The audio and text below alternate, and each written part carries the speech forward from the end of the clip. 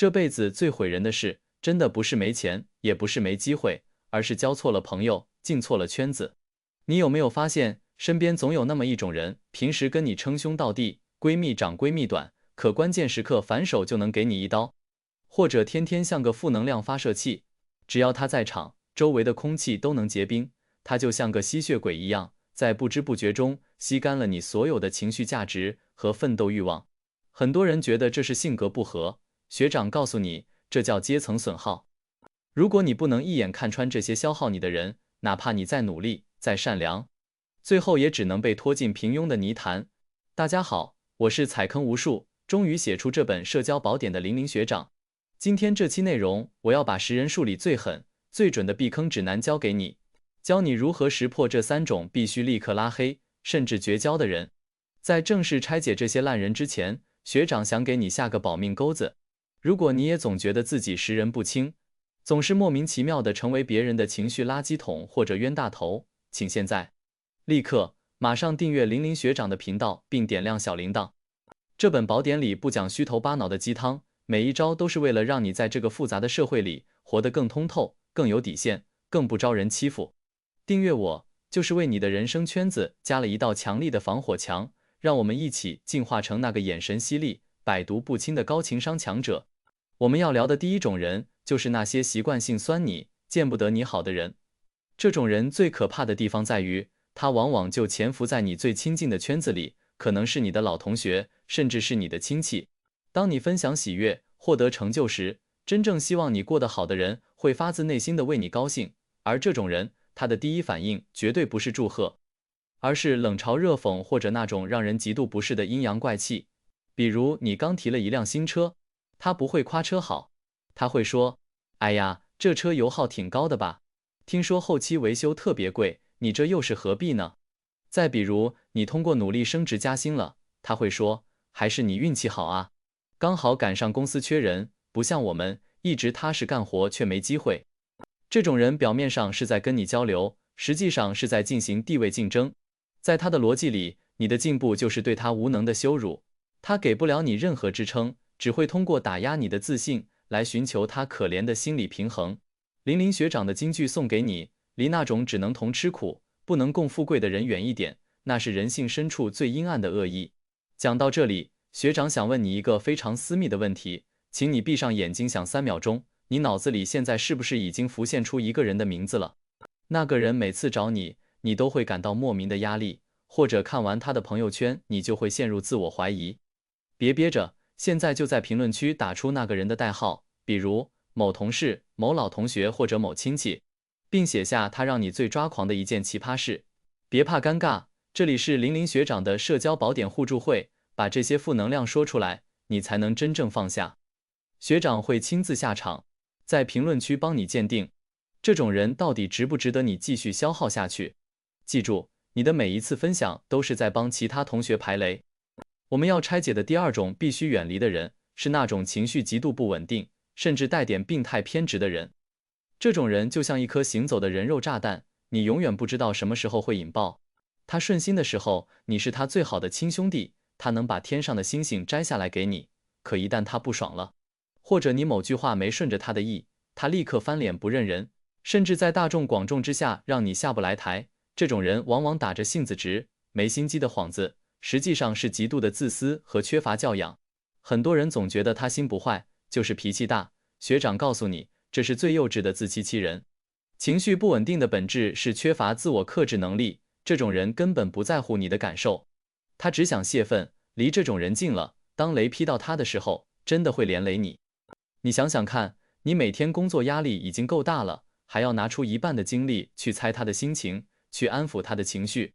你是在谈恋爱、交朋友，还是在当全职保姆？爆点认知来了，一个连自己情绪都管不好的人，根本没资格谈社交。你的人生不需要这种随时会崩塌的定时炸弹。现在，我们要进入全篇最硬核的中段反转，这可能会颠覆你对合群这2个字的理解。听好了，如果你还在为了维持所谓的好人缘而强行留在那群平庸、消耗你的圈子里，那你就是在慢性自杀。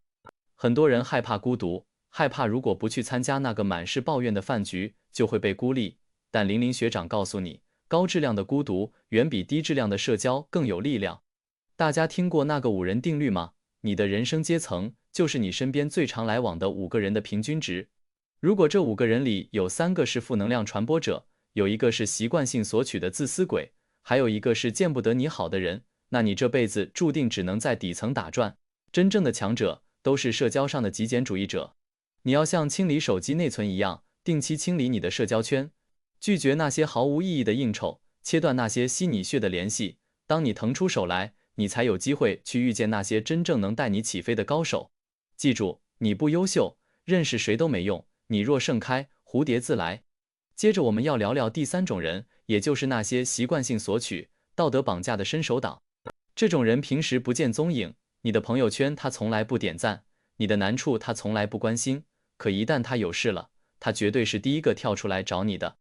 他的开场白永远是：在吗？帮个小忙，你这么厉害，肯定能行。咱俩这关系，你不会拒绝吧？他把你当成免费的资源库、免费的提款机，或者是免费的情绪垃圾桶。如果你拒绝了，他不但不体谅，还会反过来指责你，你怎么变了？这点小事都不帮，真没义气。这种人最擅长的就是利用你的善良来绑架你。对待这种人，你千万不要心软，因为他的贪婪是没有底线的。你帮他10次，只要第11次没帮，你就成了他的仇人。你要做的就是翻开我们第1期的拒绝术，干脆利落地告诉他，不行。这种人的离开，对你的人生来说不是损失，而是大礼。我们要深度剖析一下，为什么我们明知道这些人不好，却还是很难断舍离。这里面藏着一个很深的人性弱点，叫做沉没成本。你觉得和他认识10年了，或者他是长辈介绍的，或者你怕撕破脸不好看。但学长要告诉你，社交的本质是价值的对等和情感的滋养。如果一段关系已经变成了纯粹的消耗，那么维持的时间越长，你的损失就越大。不要试图去改变这些人，人性是很难改变的，你唯一能做的就是物理隔绝。你要明白，你的精力是极其有限的，你把时间浪费在烂人烂事上，你就没有时间去陪伴真正的家人和那些能让你变好的人。在识人的过程中，还有一个细节非常重要，那就是观察他是如何对待比他地位低的人。比如他对待外卖小哥的态度，对待餐厅服务员的语气。如果一个人在你面前表现得很客气，但转头就对服务员颐指气使，那这种人千万不能深交，因为他现在的客气只是因为你有利用价值，一旦哪天你落魄了，他对待服务员的态度就是他对待你的态度。这种刻在骨子里的傲慢和势利，是任何伪装都遮不住的。林林学长的识人宝典里有一条铁律，看一个人的人品，不是看他风光时如何待人，而是看他处在优势位时如何对待弱势群体。我们再聊聊那种所谓的老好人士的消耗。这种人看起来没攻击性，甚至很热心，但他总喜欢在背后传播小道消息，或者以为你好的名义插手你的生活。他会说，我也是听别人说的啊，你别往心里去，我是把你当亲人才跟你说的。这种人实际上是在通过传播信息来获得一种虚假的权力感和掌控感。他在你面前说别人不好，转头就会在别人面前说你的坏话。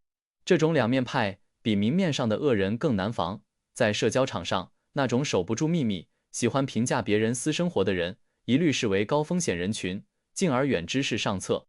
我们要建立一种社交防火墙意识。什么是防火墙？就是你得有自己的原则和标准，比如借钱超过多少不借，涉及隐私的话题不聊，负能量的话题不接。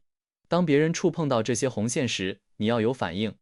很多人怕冲突，结果就是底线被一点点蚕食。学长告诉你，适当的冲突是保护关系的最好方式。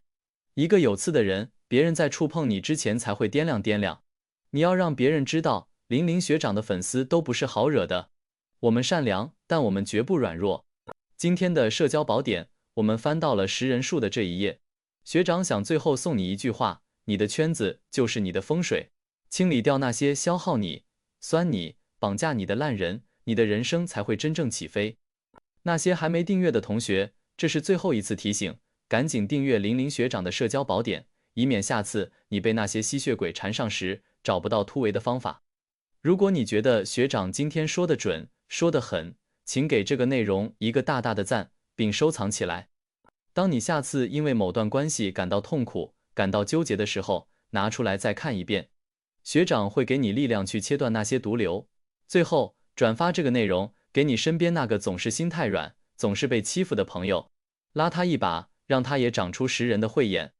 我是林林学长，你的社交救星，这里是你的社交宝典。下期内容我们要聊聊一个更神奇的话题，如何在第一次见面就让对方对你好感倍增的3个细节。学会了防守，接下来我们要学主动进攻。林林学长在下一期等你，我们不见不散，一起在社交场上逆袭成王。记住，别回头，烂人不值得，你的未来才值得。加油，各位同学！